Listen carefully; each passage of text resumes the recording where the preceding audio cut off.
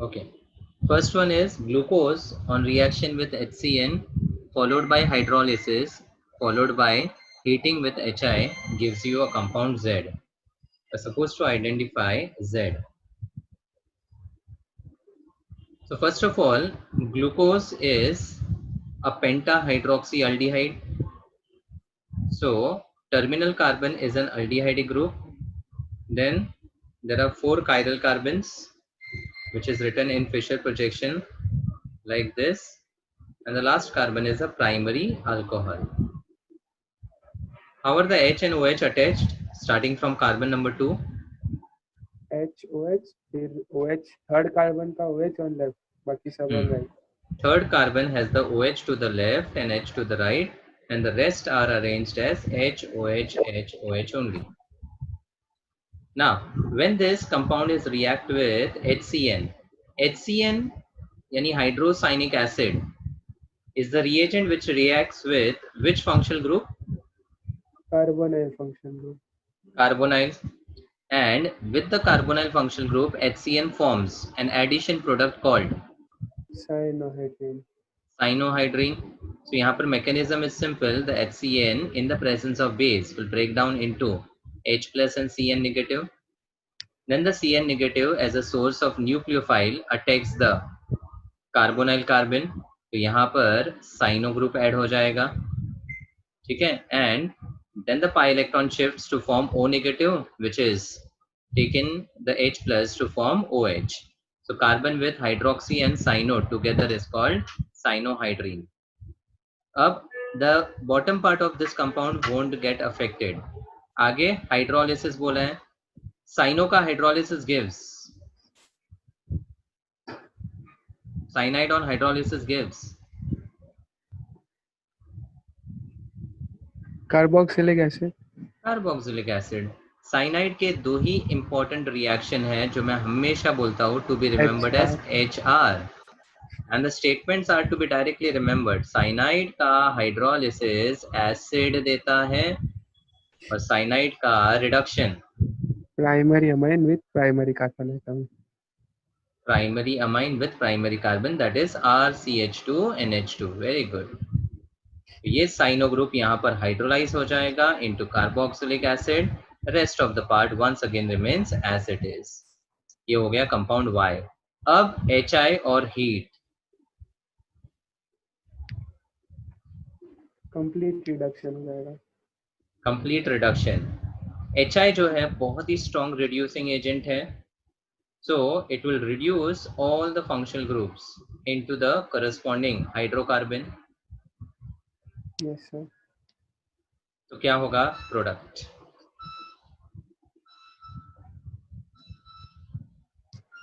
पांच कार्बन वाला अल्कोहल.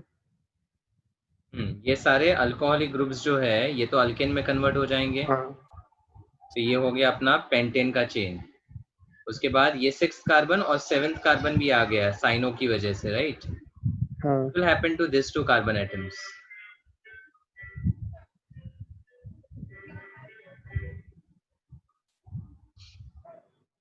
ये अल्कोहलिक ग्रुप भी रिड्यूस होगा. नाउ HI जो है वो कार्बोक्सिलिक ग्रुप को रिड्यूस नहीं करता है. तो barring the COH group, all the hydroxy groups are reduced to the hydrocarbon. मतलब the product will be carboxyl remaining as it is, CH2 repeated 5 times and last में CH3. मतलब 7 carbon का carboxylic acid बनेगा which will be called hexanoic acid. समझा? हाँ sir.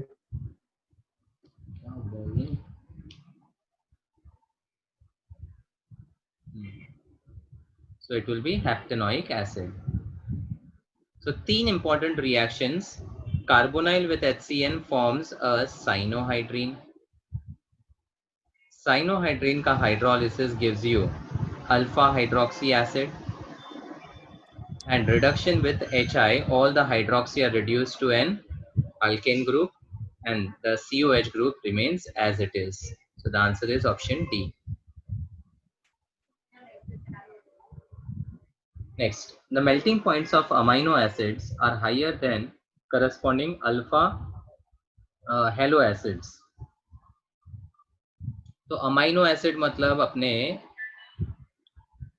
Proteins के monomer alpha amino acids, the structure of which is H2N, CH with a R and COH, versus यहाँ comparison हो रहा है हेलो एसिड्स का। तो जैसे अल्फा अमाइनो एसिड्स होता है वैसे अल्फा हेलो एसिड में अमाइनो की जगह हेलो होगा, मतलब the structure will be X with a CHR and then COH। Question बोला है कि melting points of amino acids are higher than halo acids because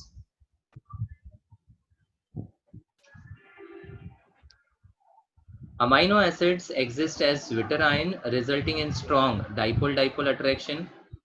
Amino acids are optically active due to higher molecular mass of amino group. Molecular mass of amino acid is higher. Yeah, they interact with water more than halo acids and they have salt-like structure. So zwitterion resulting into dipole-dipole. Yes, see melting point जो होता है that is dependent on intermolecular force of attraction. तो किसी भी compound का अगर melting point high बोल रहे हैं मतलब उनके इंटरमोलिकुलर अट्रैक्शन फोर्स स्ट्रॉन्गर है। और हमें पता है कि alpha amino acid famously exist as a zwitterion जिसमें the acidic H migrates to the basic amino and यहाँ पर बन जाता है H3N plus CHR and CO negative. तो ये डाइपोलर आयन जो है इसमें डाइपोल डाइपोल अट्रैक्शन हो जाएगा because of the charge and dipole dipole attraction जो है वो strong intermolecular force of attraction है। उसकी वजह से the amount of heat required to melt amino acid would be of course higher than alpha halo acid, क्योंकि इस तरह का ज्विटर आयन फॉर्मेशन यहाँ पर नहीं होता है। So the answer is A, amino acid exist as zwitterion resulting in the strong dipole-dipole attraction. Clear? Yes, sir. Next, the correct statement about the following disaccharide is, ये famous disaccharide है कौन सा?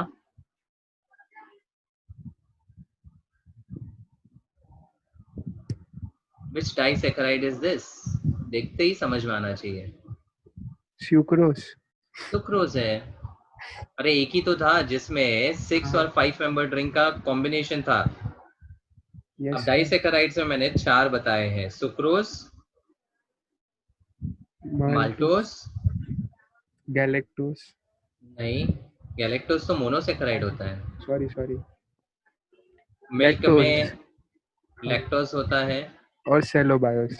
और सेलोबाइज। Very good. अब ये disaccharides जो है they are obtained from 2 monosaccharides by the loss of water. तो इसको वाटर ऐड करेंगे तो हमें वही 2 मोनोसैकेराइड मिलेंगे। तो हर एक का मैंने हाइड्रोलिसिस का प्रोडक्ट बताया था with the anomeric carbon alpha beta mentioned. Yes. तो बताओ sucrose gives Alpha glucose plus beta fructose. Very good, alpha glucose beta fructose. Maltose Alpha glucose और alpha glucose. 2 moles of alpha glucose। Lactose पहले galactose और फिर glucose. Beta कौन सा? beta. Beta, हाँ beta galactose and beta glucose. अब ये ऐसे क्यों लिखना है? बिकॉज आपका जो लिंकेज बनता था 1,4 का that is from first carbon of galactose and the fourth carbon of glucose. ठीक है, सो ये हो जाएगा बीटा ग्लूकोज। और सेलोबायोस Beta glucose और beta glucose. Beta glucose beta glucose. Very good. तो this is the main part to be remembered. फिर यहाँ पर जो ग्लाइकोसिडिक लिंकेज था सुक्रोज में 1,2 था और बाकी सब में 1,4. 1,4 था। ठीक है, तो यहाँ पर अगर आप देखोगे तो पूछा है कि रिंग 1 कौन सा है, पायरानोज है कि फ्यूरानोज, और लिंकेज कौन सा है, अल्फा की बीटा। अब डायरेक्टली विदाउट ऑप्शंस देखेंगे तो हमें पता है कि फर्स्ट रिंग जो ग्लूकोज का होता है that is Pyran ring. Pyranose ring, and जो लिंकेज है वो कौन सा होता है, Alpha वाला. Alpha. So the correct statement should be A. A. Ring 1 is pyranose with alpha glycosidic linkage. Clear? Yes, sir. So पहला observation that this disaccharide जो है, this is nothing but sucrose. और सुक्रोज जो है वो बनता है अल्फा ग्लूकोज और बीटा फ्रक्टोज से. So anomeric carbon of the alpha glucose and anomeric carbon of the beta fructose. और क्योंकि ये डाइसैकेराइड में दोनों एनोमेरिक कार्बन्स इन्वॉल्व होते हैं, इसीलिए फ्री कार्बोनाइल ग्रुप इससे प्रोड्यूस नहीं होता है. That is why sucrose is a Non-reducing sugar. non-reducing sugar. Non-reducing sugar. And sucrose जो है, it doesn't show mutarotation. Doesn't show mutarotation. अब म्यूटारोटेशन क्या है उसका कॉन्सेप्ट समझ में आना चाहिए. मैं बताता हूँ आपको. जब हमने ग्लूकोज के स्ट्रक्चर की बात की थी, द मोनोसैकेराइड, तो पहले मैंने ओपन चेन लिखा था. हाँ. But then the observation was with the open chain there were many of the properties which were not justified. जो ऑब्जर्व कर रहे थे बहुत सारी प्रॉपर्टीज और रिएक्शन जस्टिफाई नहीं हो रहे थे. तो बाद में ये सोचा गया कि the glucose actually doesn't exist in the open chain, it exists in the closed chain, cyclic or closed chain, and that cyclic chain is because of the interaction of the aldehyde group at the first carbon and the OH at the fifth carbon C5. और इस interaction से एक Hemy acetal बनता है. तो Hemy acetal में जो aldehyde वाला कार्बन वो भी कायरल हो जाता है. और उस कायरलिटी की वजह से या तो वो राइट पे आ सकता है या लेफ्ट पे. तो जब राइट पे आता है तो अल्फा, लेफ्ट पे आता है तो बीटा. बराबर. तो अब ग्लूकोज का जब सोल्यूशन प्रिपेयर किया जाता है तो the alpha anomeric form, beta anomeric form and the open chain all exist in equilibrium. इसका मतलब alpha can change to beta and beta can change to alpha. This process of changing of alpha to beta and vice versa is called mutarotation. ठीक है. और जो भी compound free carbonyl group produce कर सकता है हाइड्रोलाइज होने के बाद, वो सारे शुगर्स या कार्बोहाइड्रेट्स म्यूटारोटेशन बताते हैं. अब हमें पता है sucrose is the only carbohydrate जिसमें फ्री कार्बोनाइल ग्रुप प्रोड्यूस नहीं कर सकते हैं क्योंकि उसके दोनों एनोमेरिक कार्बन ब्लॉक्ड है. राइट? Yes sir. ये और ये दोनों ही एनोमेरिक कार्बन है जो ब्लॉक्ड है, इसीलिए यहाँ पर फ्री कार्बोनाइल ग्रुप का प्रोड्यूस नहीं कर सकते हैं. तो याद रखना sucrose is a non reducing sugar and it doesn't show mutarotation. Non reducing sugar and doesn't show mutarotation. बाकी सारे शुगर्स म्यूटारोटेशन शो करते हैं. म्यूटारोटेशन मतलब changing of alpha to beta and beta to alpha, vice versa, when they are in equilibrium. ठीक है. एक additional चीज बताई है, उसको नोट करके रखो. बुक सामने ही है ना आप लोगों के?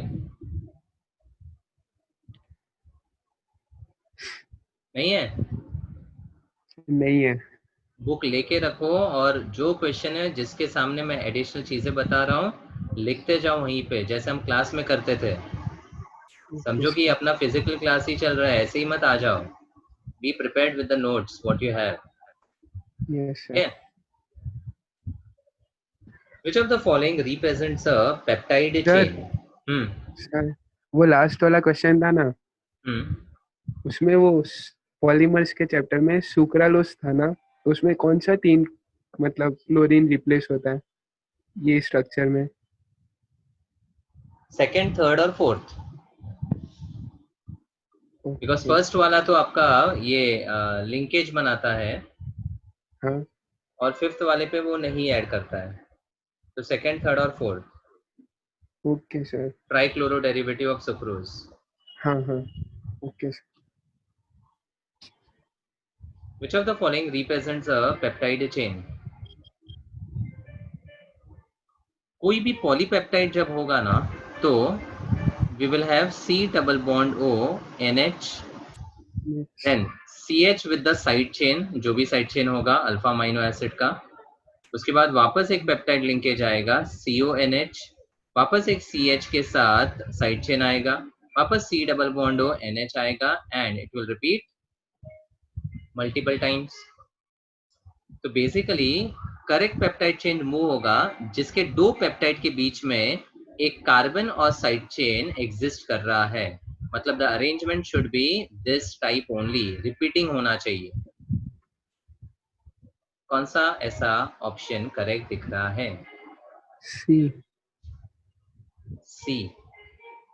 देखो पहले में गड़बड़ क्या है, C double bond O NH तो है लेकिन उसके पहले ही वापस NH ग्रुप आ गया. ऐसा रेपिटेटिव था क्या?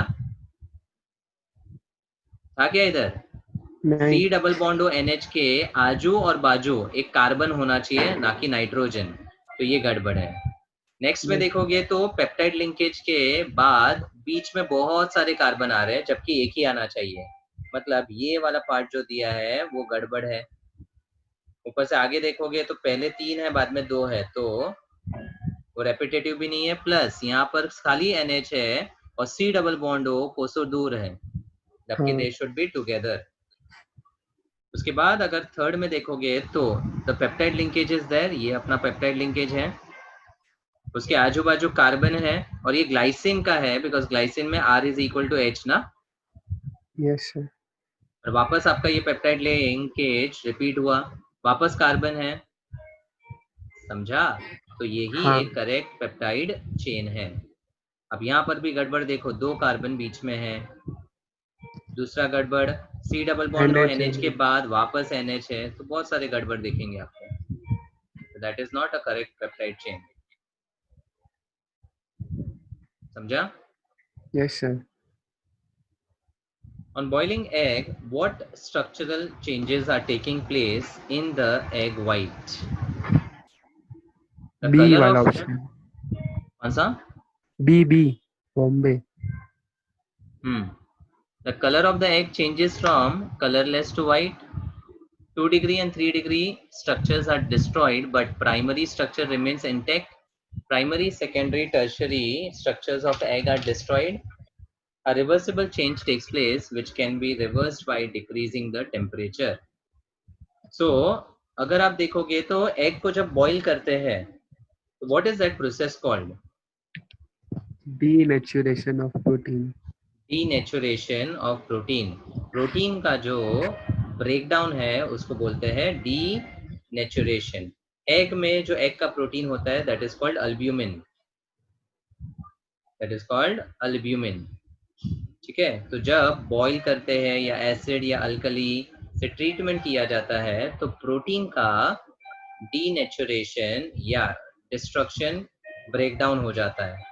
अब उस ब्रेकडाउन में उसका प्राइमरी स्ट्रक्चर चेंज नहीं होता है but secondary and tertiary completely destroy हो जाता है. इसीलिए the answer is B, secondary tertiary are destroyed but primary remains intact. समझा? Yes sir.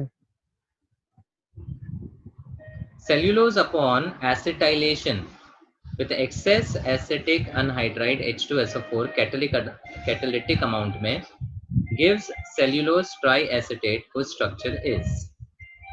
तो यहाँ पर ये स्ट्रक्चर को आइडेंटिफाई करने के लिए आपका थॉट प्रोसेस क्या होना चाहिए? सबसे पहले सेल्यूलोज इज अ पॉलीसैकेराइड.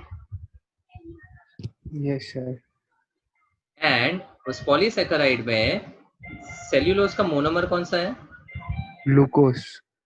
गलत. Beta glucose. सही. क्योंकि अल्फा ग्लूकोज का स्टार्च होता है ना, तो ग्लूकोज बोलोगे तो मैं गलत बोलूंगा, right? Yes sir. Beta glucose. यानी इनका जो ग्लाइकोसिडिक लिंकेज होना चाहिए वो ऊपर होना चाहिए या नीचे होना चाहिए? ऊपर होना चाहिए. क्योंकि अल्फा जो होता है वो डाउन साइड में होता है, राइट डाउन ट्रांस, और बीटा जो होता है वो अप साइड होता है. बराबर? हाँ. ठीक है। दूसरा, अगर आप सेल्यूलोज के स्ट्रक्चर में देखोगे तो उसका एनोमेरिक कार्बन और फोर्थ कार्बन लिंकेज में इन्वॉल्व होता है, फर्स्ट एंड फोर्थ, बराबर 1,4 ग्लाइकोसिडिक लिंकेज होता है कि नहीं पॉलीमर में। हाँ सेलोबायोस को एक्सटेंड करोगे तो सेल्यूलोज मिल जाएगा, सिंपल तरीका है इसका। ओके। Yes sir. तो अब अगर आप देखोगे तो एसिटाइलेशन जो होता है वो फ्री OH ग्रुप्स में होता है। The acetylation of any sugar takes place on the free hydroxy groups, बराबर। तो अगर आप बीटा ग्लूकोज के स्ट्रक्चर को देखोगे तो मैं बता देता हूँ आपको बीटा ग्लूकोज, इसके मोनोमर का स्ट्रक्चर। तो पहले तो पायरानोज रिंग आएगा, उसके बाद वर्टिकल लाइंस ड्रॉ कर दो। बीटा है मतलब OH ऊपर H नीचे, बाद में H OH OH H H OH and CH2OH with H, right? Yes sir. अब जब इसका पॉलीमराइजेशन होता है तो ये वाला ग्रुप ग्लाइकोसिडिक लिंकेज में इन्वॉल्व हो जाएगा। This will be involve in glycosidic linkage and even fourth carbon का इन्वॉल्व हो जाएगा ग्लाइकोसिडिक लिंकेज में। Yes sir. सुनो, तो यहाँ पर समझने के लिए लेट्स से मेरे पास यहाँ पे O है और सर ये ऊपर की तरफ आएगा,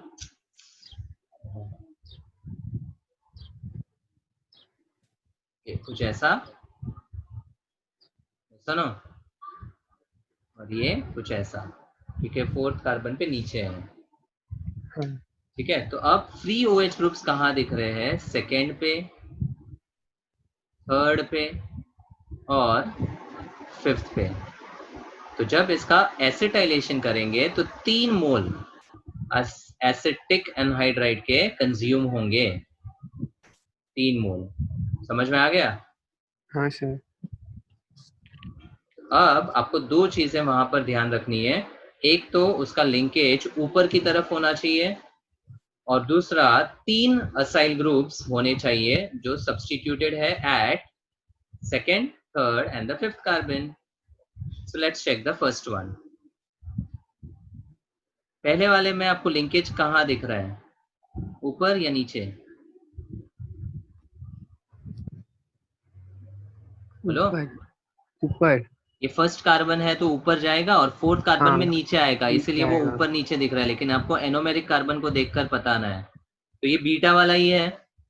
फिर सेकेंड कार्बन पे असाइलेशन हुआ है, थर्ड यस पे भी सर। हुआ है और फिफ्थ पे भी हुआ है। फिफ्थ पे भी हुआ है। यस तो सर। दोनों कंडीशन हमारी सेटिस्फाई हो गई। आगे हाँ नेक्स्ट वाले में भी चेक करेंगे तो सेम चीज आपको दिख रहा है, उसके बाद भी चेक करोगे तो सेम चीज दिख रहा है, इसका मतलब correct structure of cellulose triacetate is A only. बाकी स्ट्रक्चर में गड़बड़ देखो, गड़बड़ क्या है, सेकंड में बताओ गड़बड़ क्या है।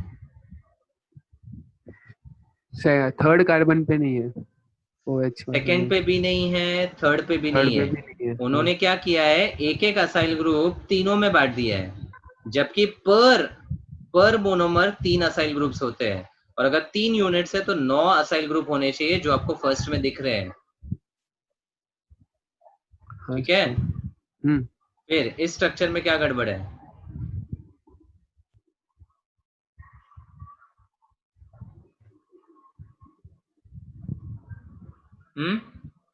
सर नीचे है लिंकेज। नीचे है तो ये एक्चुअली अमाइलोज है।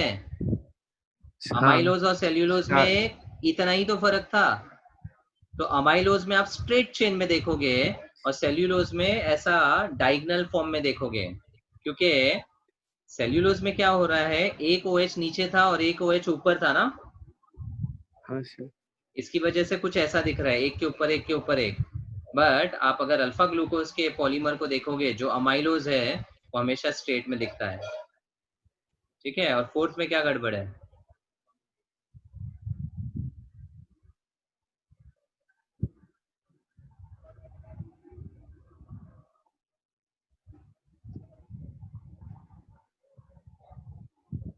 सी और सर डी में इसमें कोई भी फर्क सभी है नीचे क्या? ही है सी लिंकेजेस। और डी में कोई फर्क है, वही देख रहा हूँ, कोई नहीं है ना, सेम ही है ना ऑप्शन? हाँ सेम ही है सर। हाँ, तो गलती से सेम दे दिया उन्होंने, ठीक है। एनीवेज, कॉन्सेप्ट समझ गया? हाँ Next, within the list shown below, the correct pair of structures of alanine in pH range 2 to 4 and 9 to 11 is. तो सबसे पहले alanine is having a side chain equal to a methyl group. Yes sir. So the structure of alanine is H2N CH with a methyl and COH. Correct? Yes sir. So now, if we talk about the pH range of 2 to 4, is it acidic or basic? Highly acidic. Highly acidic. So there will be more concentration of which ion? H plus ions। H plus ions. So these H plus ions would be accepted by which group of the alanine? Amino group. Amino group. So it will be converted into NH3 plus and CH with a CH3COH. Similarly, in the 9 to 11 basic medium, there will be more concentration of OH minus ions, and those OH minus ions will take away the H plus. So यहाँ से जब H plus जाएगा तो in presence of OH minus I'll have H2N with a CH CH3 and CO negative, यानी CO2 negative जैसे दिया है। मतलब कौन कौन से आयंस करेक्टली मैच हो रहे हैं? यस, हेलो हेलो, हाँ सर। हाँ। हाँ हाँ sir. So first is matching in the acidic medium and second is matching in the basic medium. मतलब the answer will be 1 and 2. ठीक है? Yes sir. Next, consider the compound given and arrange X, Y, Z in order of increasing acid strength. तो अगर आप देखें तो X जो है that is a carboxylic acid group. Yes sir. Y जो है that is ammonium group, जिसके पास भी H plus है तो वो भी एसिडिक है, और Z भी अमोनियम है, अगेन एसिडिक है। हाँ तो इन तीनों में एसिड के स्ट्रेंथ को अरेंज करना है। तो तीनों में से X जो है दैट इज कार्बोक्सिलिक एसिड, वो तो काफी स्ट्रॉन्ग होगा अमोनियम के कंपैरिजन में, तो हाँ। X तो स्ट्रॉन्गर है। अब बिटवीन Z एंड Y फर्क क्या है? Z is bonded to a carbon which is bonded with carboxyl group. हाँ मतलब Z के एडजेसेंट में एक कार्बन है जिसके ऊपर COH लगा हुआ है, एंड COH EDG है कि EWG? EWG। EWG। और अगर EWG है तो एसिड की स्ट्रेंथ को बढ़ाता है कि कम करता है? इंक्रीज करेगा। इंक्रीज करेगा, because EDG decreases the acid strength and EWG increases the acid strength. Increases. तो Z और Y में Z एसिडिक स्ट्रॉन्ग होगा Y के कंपैरिजन में, इसलिए correct sequence would be X Z Y. A. Clear? Yes sir. Next, glycogen is a branched chain polymer of alpha D glucose units in which chain is formed by C1-C4 glycosidic linkage, whereas branching occurs by formation of C1-C6 glycosidic linkage. The structure of glycogen is similar to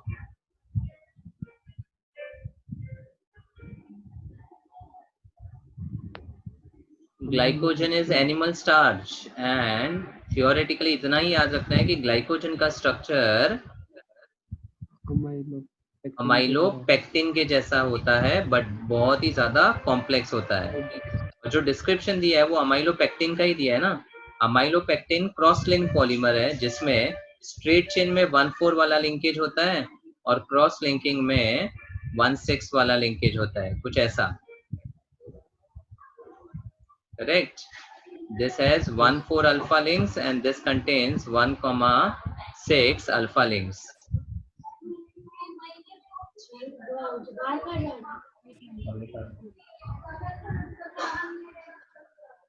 Structure of a disaccharide formed by glucose and fructose is given below. Of course, glucose and fructose का जो disaccharide है, that is sucrose only. पूछा है identify anomeric carbon atom in monosaccharide units. A and B. A and B. C. A carbon किसका? Glucose का, और B fructose का, तो आंसर इज C. तो सिंपल था. Yes, sir. During the process of digestion, the proteins present in food materials are hydrolyzed to amino acids. The two enzymes involved in the process are. तो proteins जो है that breaks down into polypeptides with the help of pepsin. Pepsin, हाँ. Pepsin जो है that is found in the stomach and it helps in digestion. Yes, sir. और polypeptides को further simpler amino acids में break करने वाला होता है trypsin. So the two enzymes are pepsin and trypsin. That is option D.